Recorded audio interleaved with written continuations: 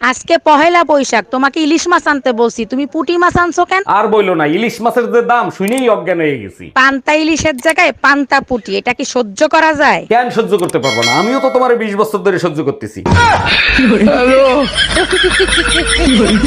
দেখো, অযথা সন্দেহ করবে না, এইসব আমি একদম পছন্দ করি না। তা করবো কে? তুমি দুনিয়ার নাং বাতান নিয়ে থাকবা আর আমি কইলেই দোষ। তোমার যন্ত্রণায় দেখবা একদিন আমি কুমায় চলে যাব। কোমায় প্রেম করতে সুবিধা হবে? শুনছি ওইখানে নাকি কেউ ডিস্টার্ব করে না।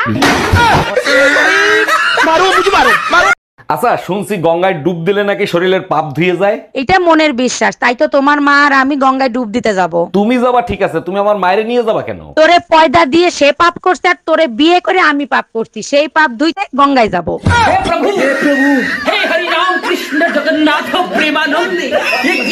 আগে মনের সাথে মনটাই আমি নেব মিলাইয়া, মনের সাথে মন যদি মিলে যায় তখন কি হবে? দুটি মনে যদি হয় মিলন কয় তারে বিয়া, 1 মিনিট, মনের মিলন হইলো কখন? ঘরের বাতি নিভাইয়া।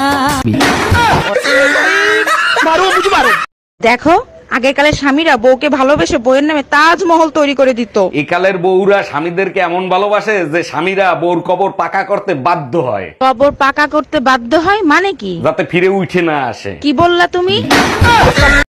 টুম্পা, এবার ঈদে তুমি তোমার বাপের বাড়ি যাবা আর আমি আমার শ্বশুর বাড়ি যাবো। এই হিসাবটা তো খুব ভালোই পারো। আর ঈদের মার্কেট করবা কখন সেটা বলো। এই রমজান মাস আসলেই আমি কানে কম শোনা ধরি, কি করি বলো তো? কিচ্ছু করতে হবে না, ঈদের মার্কেট না করে দিলে ওই কান আমি বয়রা করে দেবো। ইরি বাবারে, কত চুল উঠে গেল!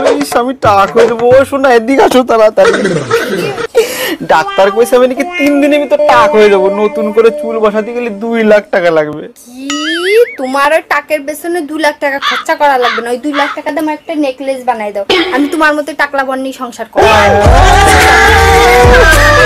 আচ্ছা, তুমি আমাকে কি ভাবো? তুমি গেস করো, বলতে পারলে 100 টাকা দেবো।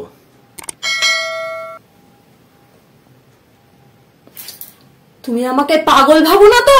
আরে বাহ, তুমি তো 100 টাকা জিতে গেছো।